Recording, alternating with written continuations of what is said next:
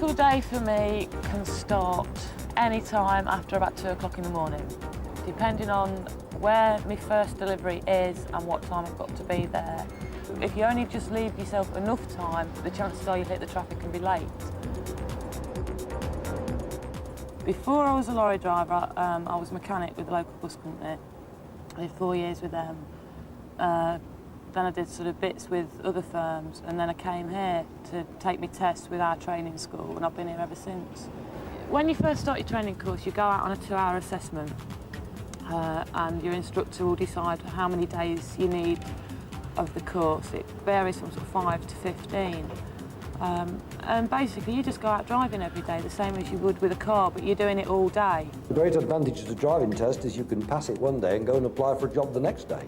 And if you've got the right personality and the right background, you could well be driving that 7.5 tonner or even larger vehicle within days. I have seen people spend £550 and have an HGV licence, and others have maybe able to spend £1,500. It will depend on the ability, and each person is assessed individually. I could never have done secretarial work, hairdressing, because I just don't do things like that. I mean, I'm not a very domesticated person at home, and you can ask anybody that. So, I mean, I suppose I was just looking for something that suited me, something that didn't keep me confined in one space. Obviously something to do with outdoors, which is what I'm doing. When I said to people that I wanted to be a lorry driver, the main reaction was, you can't do it because you're a girl. But I just, you know, kept saying that's what I'm going to do, and I'm doing it.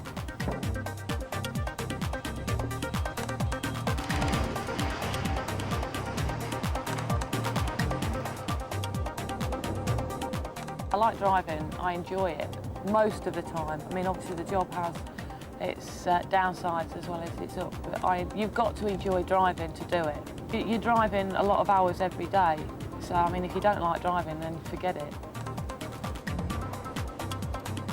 You've got a very good sense of freedom the majority of the time. Most of the time, you're your own boss in one respect until the phone rings. If you're out, as long as the work's done, you park up when you want. And as long as you're at your first delivery the next morning, you start more or less when you want. The bad things of the job is the long hours, the lack of good wages. People are under the misconception that it's good money, and it's not. In the winter, it's not a nice job. Ideally, the summer is a brilliant time until it's holiday season, and then you get, you know, your caravan club and all your idiots off on holiday that don't know what they're doing on the motorways and the other roads. Very sharp.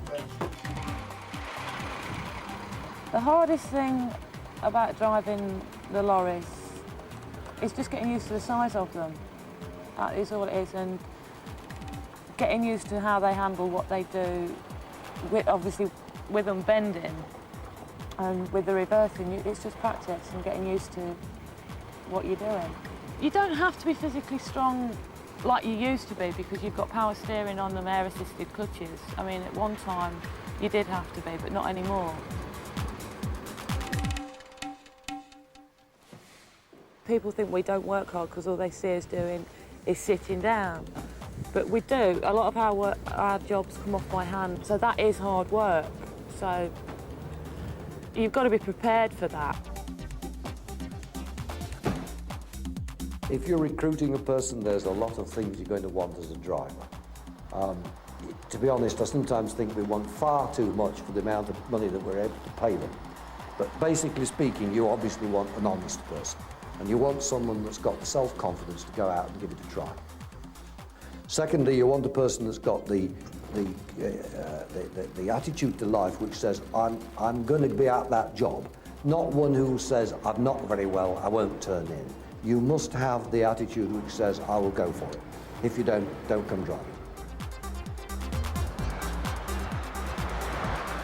The job wrecks your social life during the week, because you can go out one day and think you'll be home, but you might not come home again for another 3 days.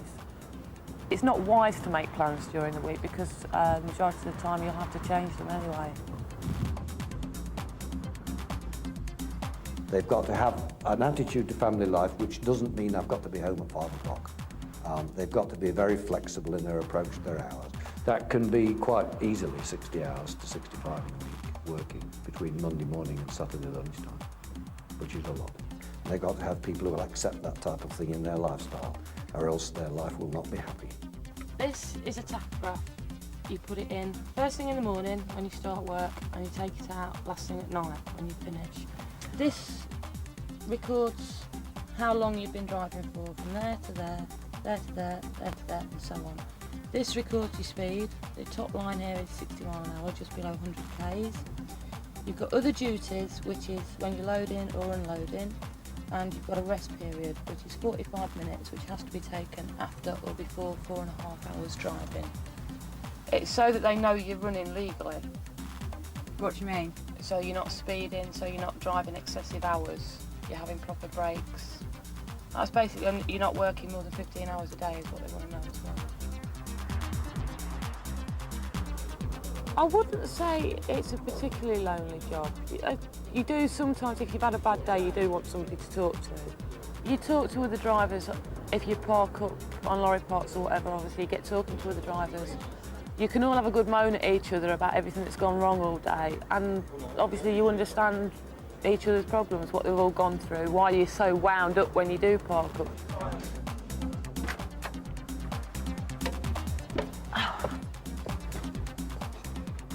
When you've done a day's work on something like this, you'll sleep just about anywhere. That's it, that's good night. Finished. Where you can sleep? Well, I'm sleeping here, I don't know about you, Per. Sleeping in the cab doesn't bother me. It's something that you get used to very quickly. There can be certain difficulties working with men, depending on who they are and who you are, obviously. I mean, I don't have any problems with the lads I work with. They're a good bunch of lads. I suppose some women could, yes, obviously they take a lot of things to heart. You tend to get called darling, sweetheart a lot, which you just take as an everyday comment. You don't let things like that bother you, obviously, otherwise you wouldn't last 2 minutes.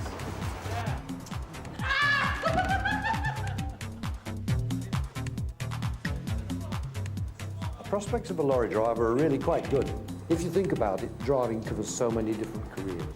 From the dustbin truck to the vehicle that goes to tear out.